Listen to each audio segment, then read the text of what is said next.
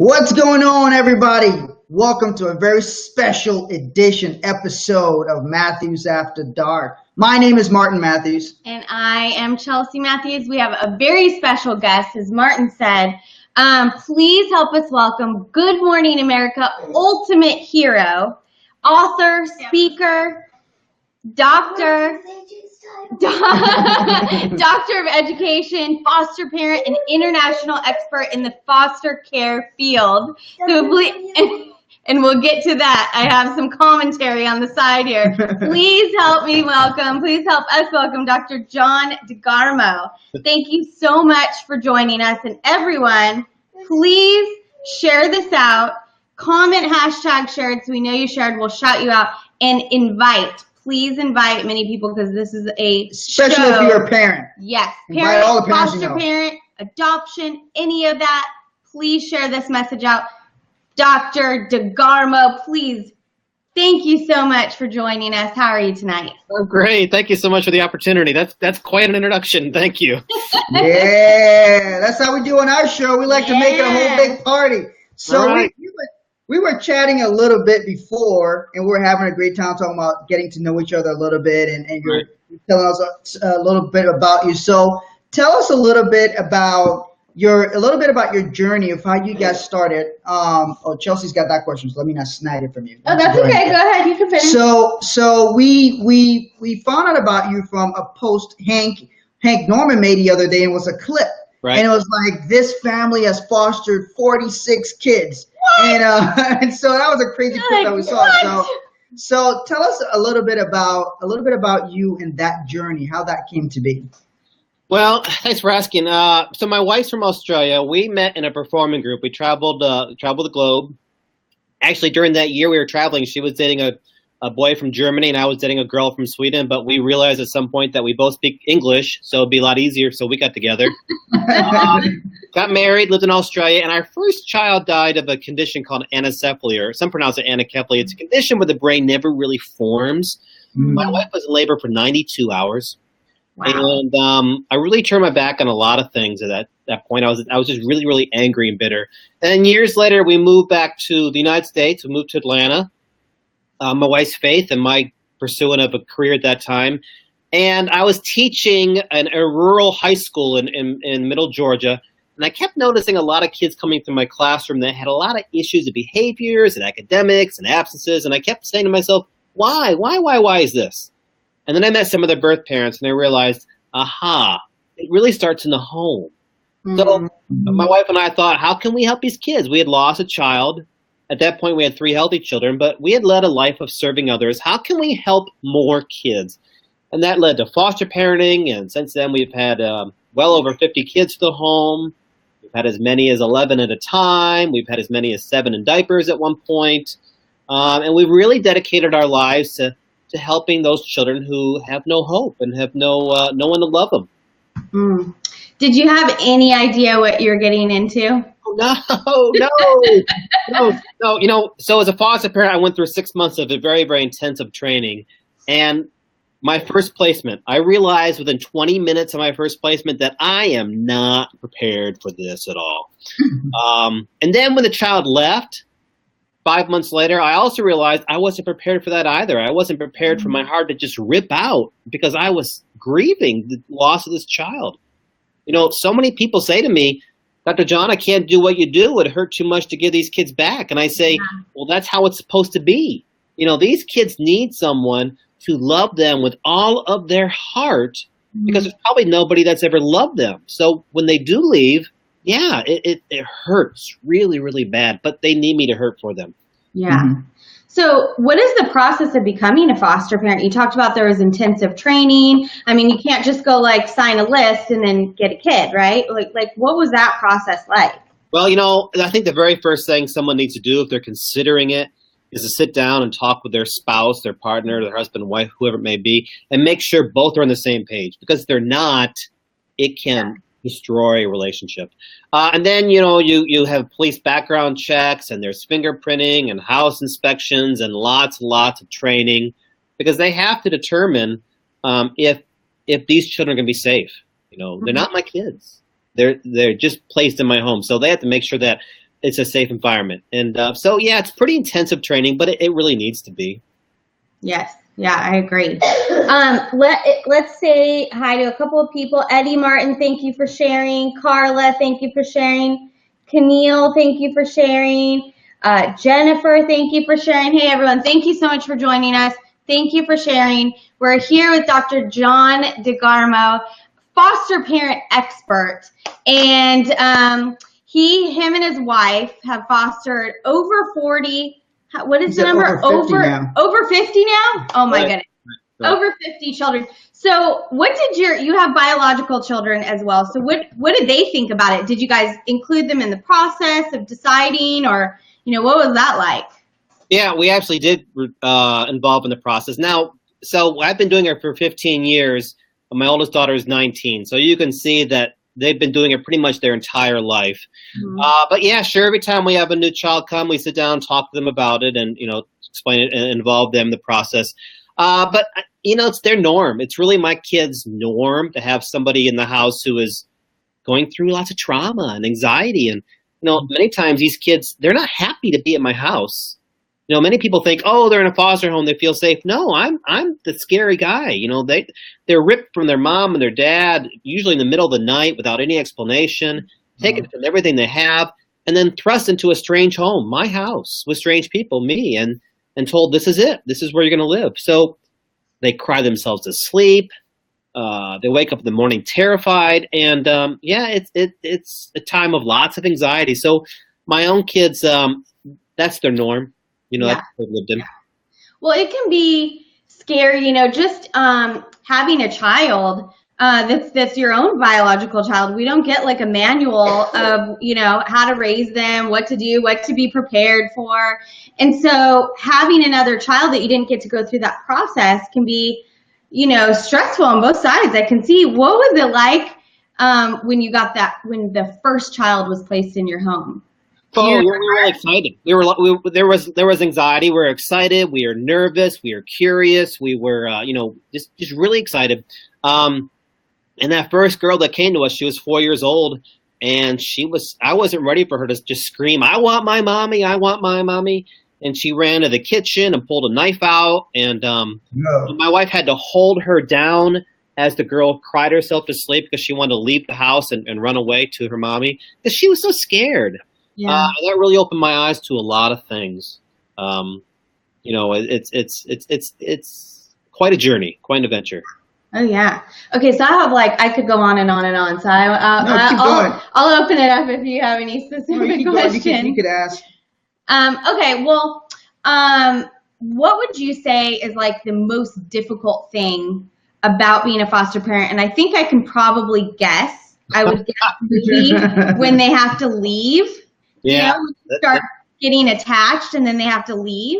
Would that be the most difficult part, or? No, it is. It is. Working with a court system is difficult. Working with visitations is difficult. Most kids in foster care are at least a year and a half behind in school. 55% will drop out. So that's really challenging. They come within I just had a 4-year-old girl in my home. 4-year-old girl, 2-year-old girl, 1-year-old boy, all have been raped repeatedly by their grandfather. And their grandfather was actually their biological father because he had been raping his own daughter to produce children. These girls were full of just so much pain. So that was really hard. But you're right. When they leave, that's the hardest thing. Yeah. Because it's just like you're losing your own child. And we've adopted 3. We've had 4 failed adoptions, which means we tried to adopt these children, and for whatever reason happened, we weren't able to do that. And again, it's like losing your own child. And I have walked into my house many times, and my wife is just crying on the floor in tears.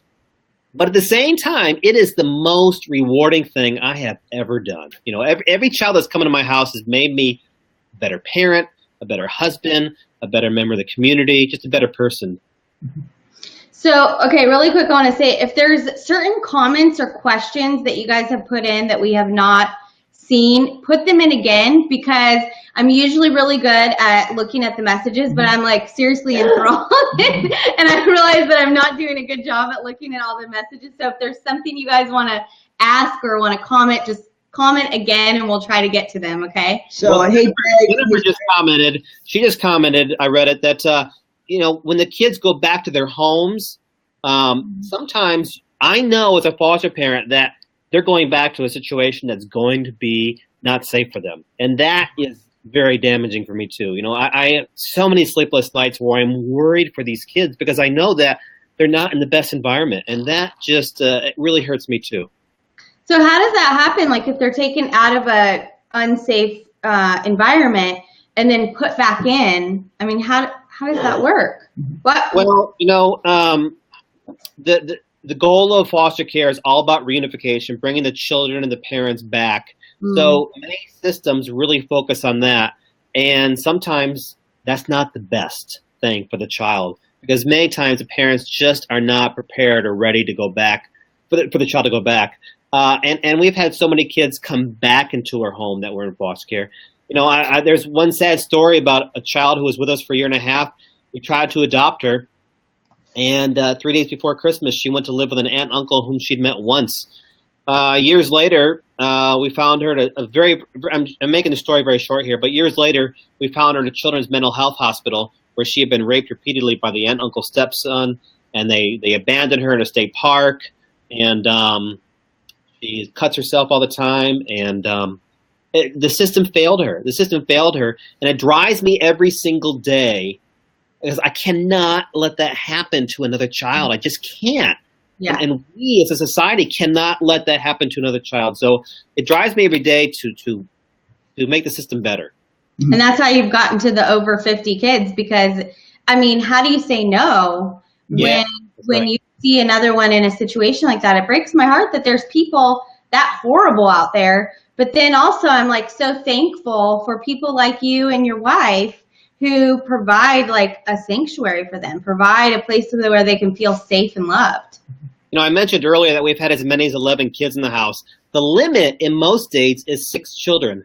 But because there's not enough foster parents, we just keep signing waiver after waiver to have more kids in the house. When I go out anywhere with my wife and I, it's like the clown car pulls up because kids just keep coming out of the car and out of the car and out of the car.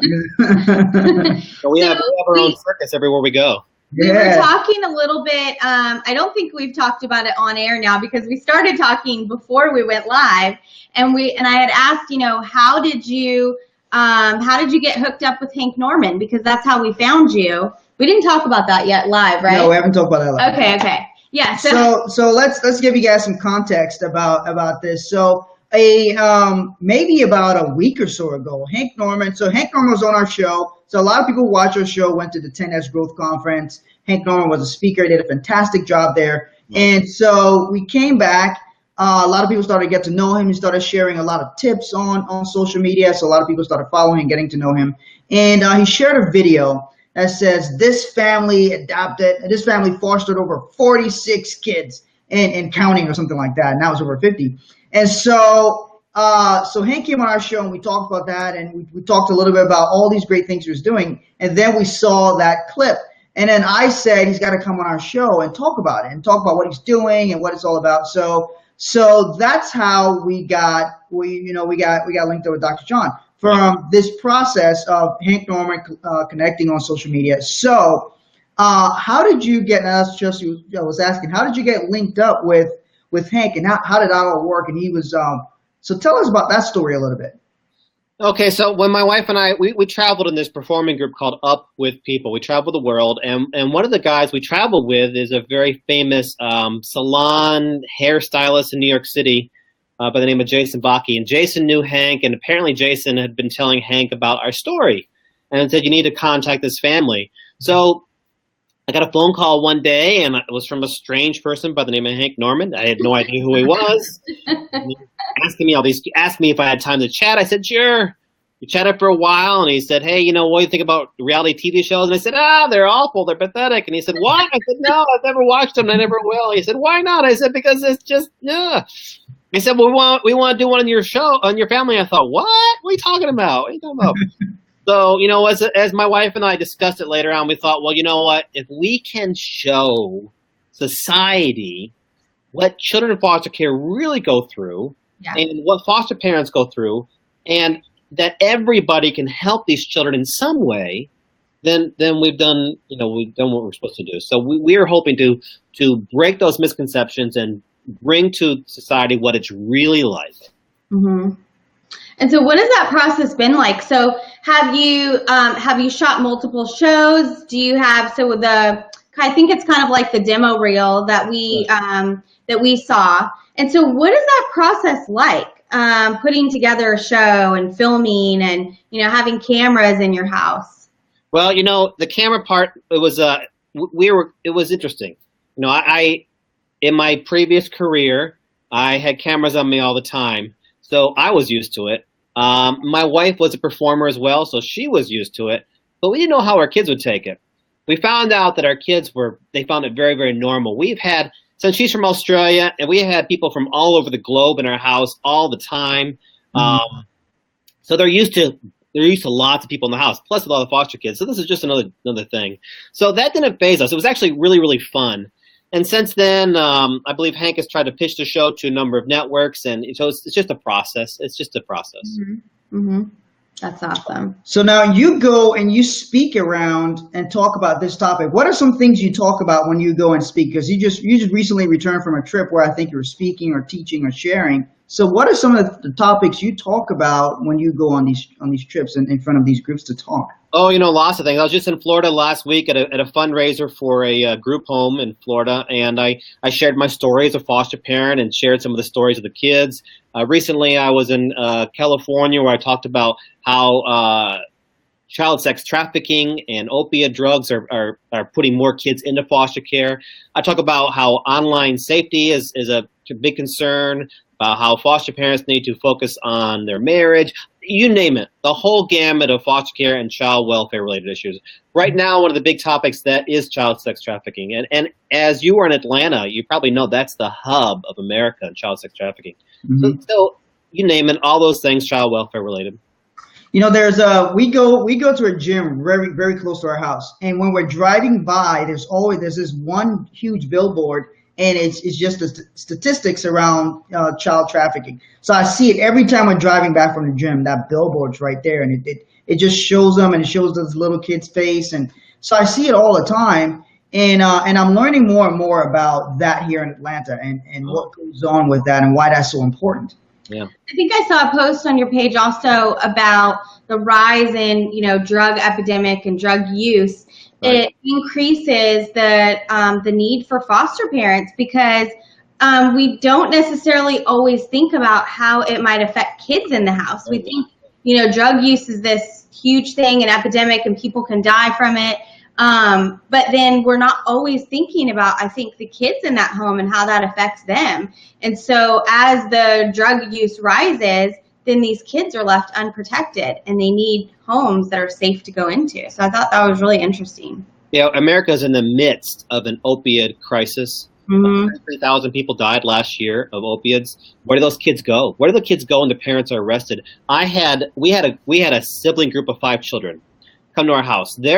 Come to our house and live with us.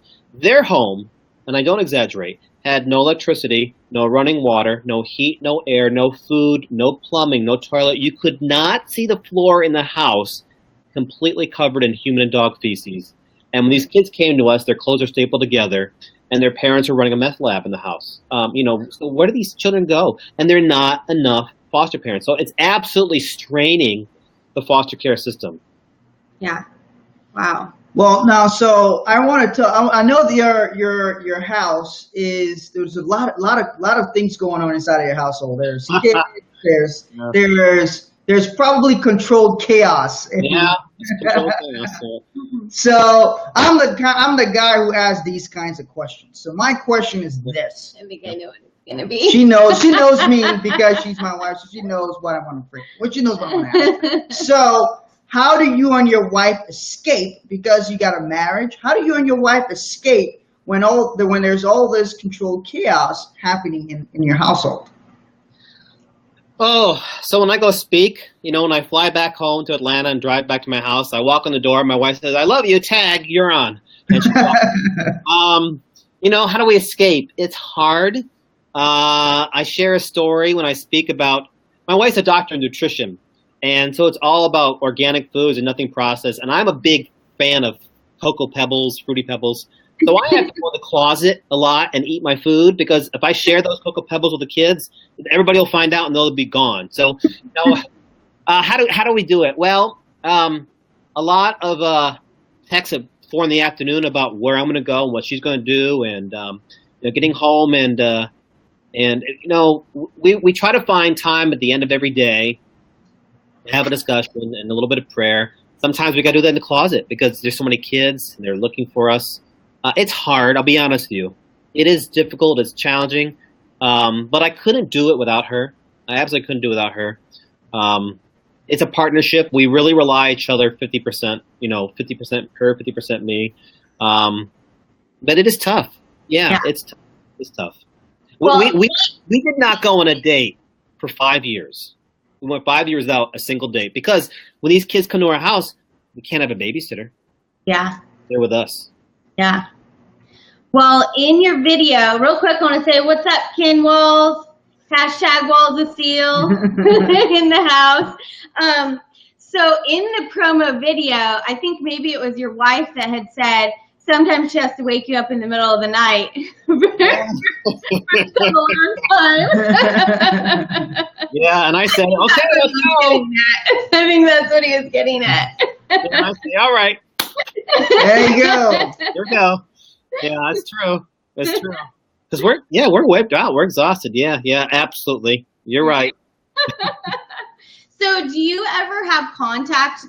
Are you able to keep in contact with the kids after they, go back home or get permanent placement or wherever they go? That's a great question. So in my house, there's no label. There's no biological. There's no adoptive. There's no foster. There's no black or white. They're all my children, and I love them unconditionally, all the same, because that's what they need. So when they do go back to their respective homes or adoptive families, whatever it may be, we try to stay in contact with as many as we can. The reality is this: we don't stay in touch with many of them because to so many of their birth parents, my wife and I are the bad guy. We're part of their life. They don't want to recognize, acknowledge, remember. When they get their children back, they want to forget about that, and so they shut us off. Yeah, which hurts both the child and hurts our families. But we try to stay in touch with as many as we can. We had a 17-year-old come to us who had been adopted by 3 separate families who all abused her in some fashion and all gave her back. When she came to us, you can imagine she had tremendous issues of trust. She's now 26 years of age. She just had a baby. We're the grandparents. She's getting married. We're going to be a part of that. She's part of our family. They're always going to remain a part of our family forever. Sadly, we don't see many of those family members. I come from I was born in Liberia, West Africa, and I come from a big family. So my grandfather had 24 kids. Oh, he was a guy who liked to father kids himself. So he had 24 biological kids. He didn't even live to be 40 years old. So this is how fast he was going. and so he died and left 3 women pregnant at the same time. Oh, okay. I don't know what his goal was in life, but that's how he operated. So in Africa, there's not a concept of a half brother. So I grew up, I'm one of 10 kids. There's no concept of a half brother. It was when I came to America that people started asking, is that your half brother? I actually didn't understand what they meant when they said that. And I remember the first person who said that to me, I didn't quite get it. And so they try to explain to me, and I go, oh, so that's what it is. And so I think it's great that in your household that's the case, that they're not looked at as a half sibling or adopted, or, because if you were my father's child, you were my brother or my sister. There's 9 boys and 1 girl. So it's there's a great sense of community.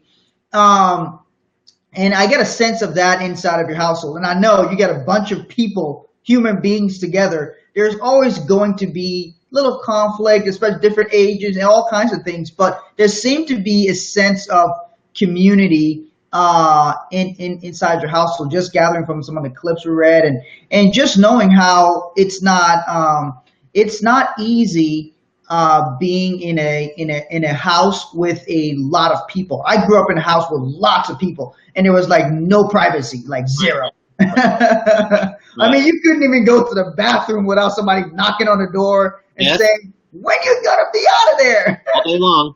All day long. Yeah, we don't have labels. Somebody actually asked me, one of my youngest daughter, one of them we adopted, they asked me if she was mixed. I said, she's fully human. We don't do labels. She's fully human. Not part giraffe, you know. So we just do away with all those things. They're all our children, and we just don't look at labels. So I agree with you 100%. Yeah. So Jeff and Karen has a great question. Jeff himself was adopted, so he's got a great story on there. Jeff, I think Jeff's a contributor in Kyle's book. I have a friend called Kyle Hendricks. He wrote a book called Obsessed with Parenting, and he had a few of us contribute chapters to it, and Jeff contributed a chapter on adoption. So he said, Dr. John, are most of these kids, I think it's either him or Karen, most of these kids local, or do some have to cross state lines for protection reasons? No. So in the foster care system, they remain in the state. Very, very, very rarely will they go outside the state, because every state has its own system, its own policies, its own procedures, and its own rules, if you will. So they try to keep them in the same general area. And they do that so they can have visitation rights with their birth parents and biological family members, and try to keep them in the same school if possible.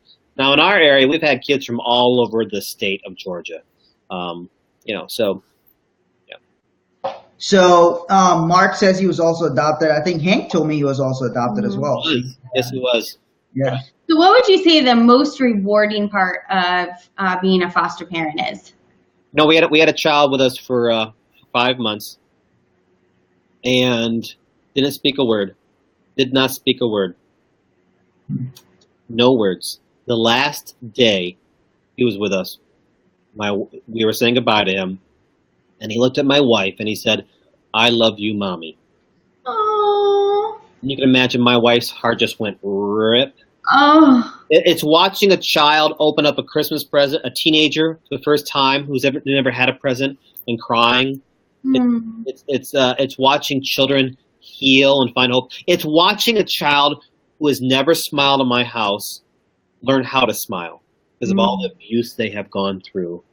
That is amazing. You know, I have become such an emotional cripple since I became a foster parent. My wife can't take me to any movie that has the name Nicholas Sparks attached to it because I'm just going to start weeping. Oh, man. Well, you guys are doing some amazing things. I knew seeing you and your wife, you guys have such giving, serving, loving hearts. And I would encourage anybody out there, actually, I'll ask you this question, anybody out there that is thinking about becoming a foster parent or opening up their home or, helping in some way, where would you say that they could get started? Where would you say the first step is? Well, I'm going to plug my website. If you just go to Foster Care Institute, there is so much information. There's videos, there's articles, there's blogs, there's webinars, there's radio shows, whatever it may be. And my message is this. Not everybody can be a foster parent. I get it. It's the hardest thing I've done. But everybody can help a child in some way. So you can contact your local child welfare agency and say, hey, I want to help. I want to adopt a child at Christmas. I want to help them with school supplies. I want to be a mentor. I want to take them to court. I want to be a CASA, which is a court-appointed special advocate. I want to help the foster parents with meals. There's so many ways people can help. And is the fostercareinstitute.com, is that the website? If you just Google that or Google Dr. John DeGarmo, foster care, okay, it'll all come up right there. Yeah. Okay. So what do you have coming up next? Are you still traveling and speaking? Do you have events coming up? Yep. The next 4 weeks I'll be in California, North Carolina, and then I'm traveling to Athens, Greece for an international foster care conference with foster care experts from across the globe. And it just continues all summer long. Yeah. Foster care in style and Greece. I like that. We'll be graduating 3 seniors from our house this coming in the next month. One of them is my daughter, and 2 of them are 2 homeless boys that were, abandoned, if you will.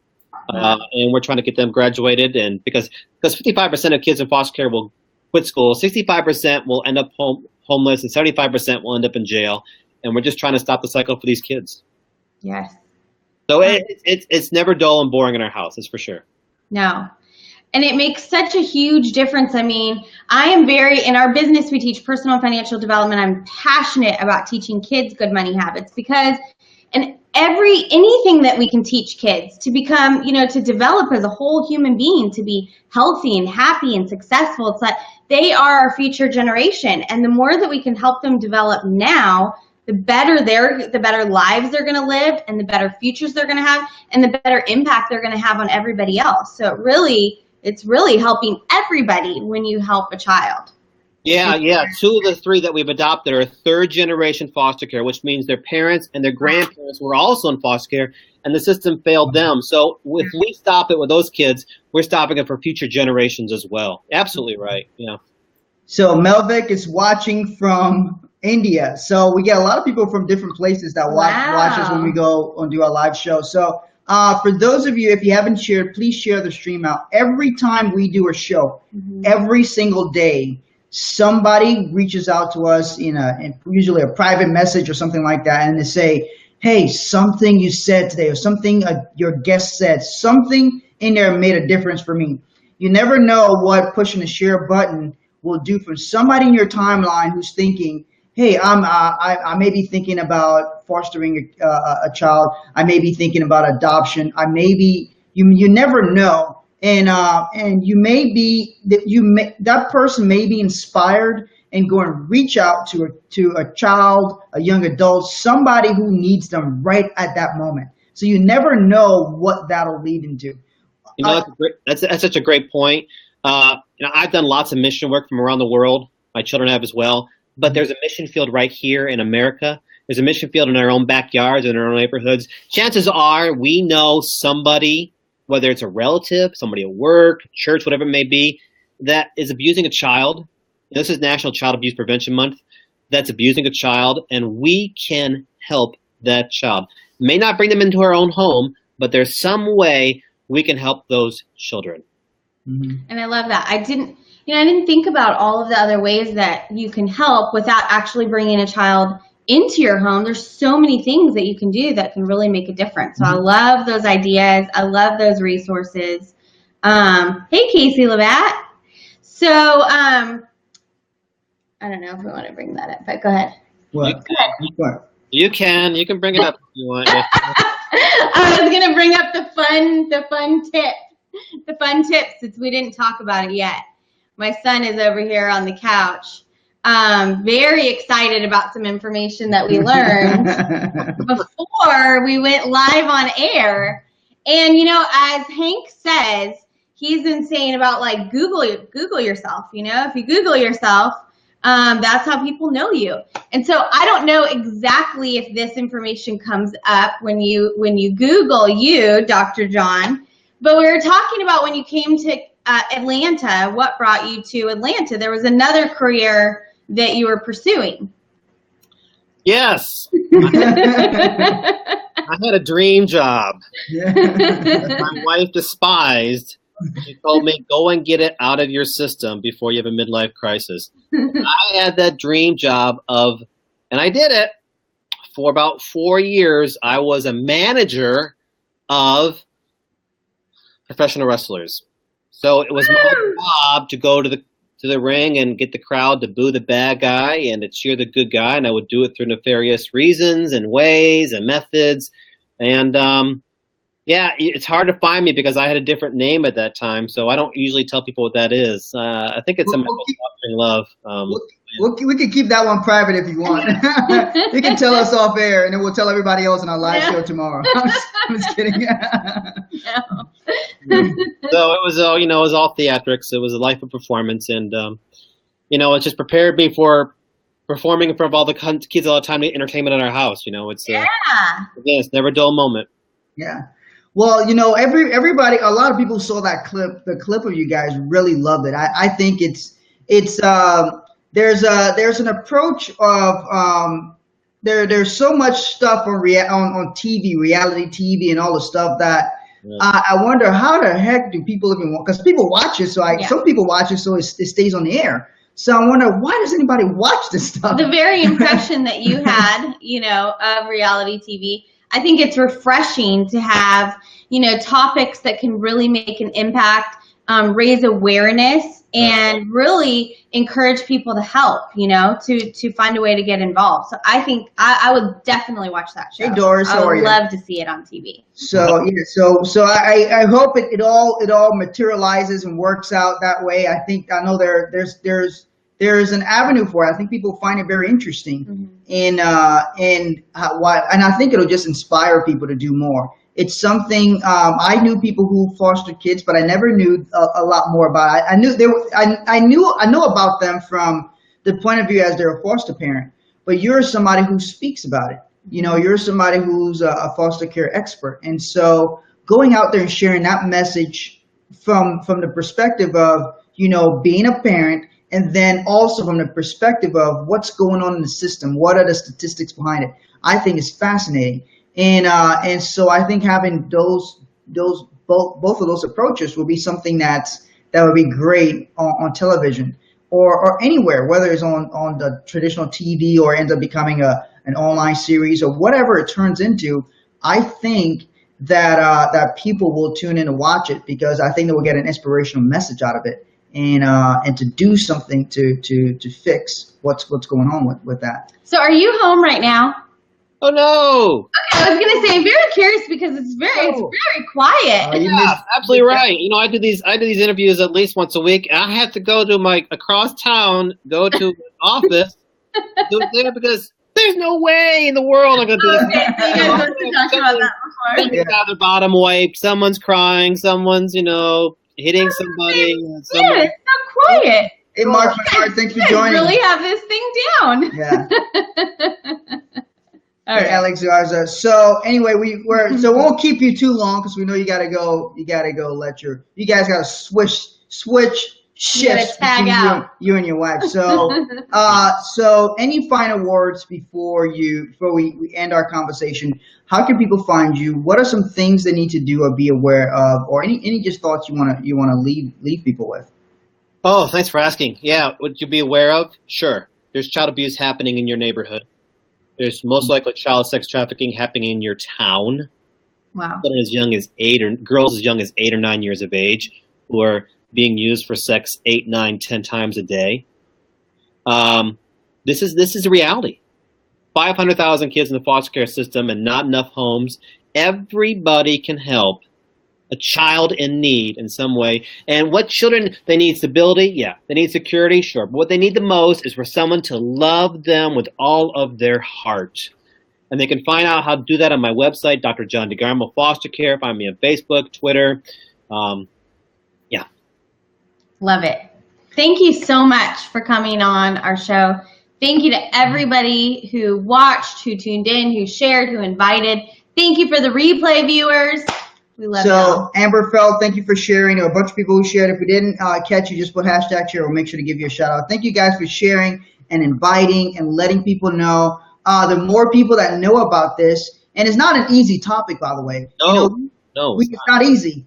And we get on our live show and we do a lot of things that are fun and we have high energy and we do all this stuff. But our platform isn't just that. We have a responsibility when you have people who eyeballs on you. You have believe you have a responsibility to also put out messages that are impactful and bring on guests that are making a difference and doing different things and helping people. So it is not an easy topic, but it's something that's absolutely necessary and it's something to be aware of. Maybe now you're a little bit more educated about what's going on about it. Maybe now you might reach out and maybe have a little bit of compassion when you see, maybe you might go to a store and you see a mom with 5 kids and you might think, look at all her 5 kids. Does she have 5 baby daddies? No, maybe she's a foster mom with 5 kids and she's looking after them because they come from an abusive home or something like that.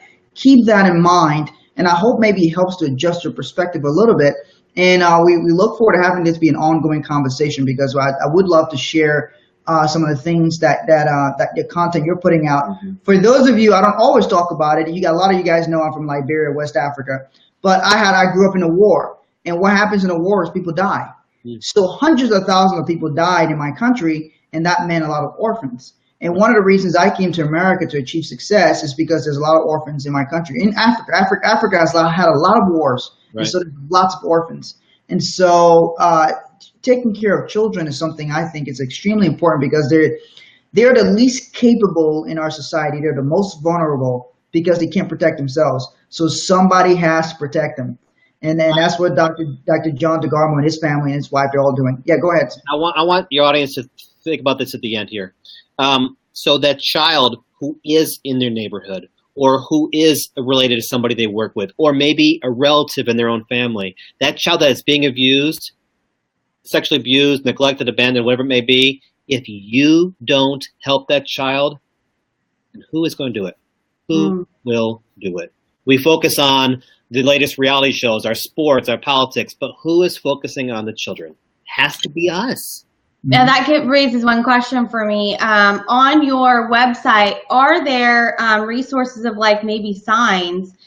Because, you know, if it's not something that's obvious or we absolutely know is going on, are there signs or things to look for so that we can recognize something like that? Yeah, so you look at my article page, you'll see lots of articles on it.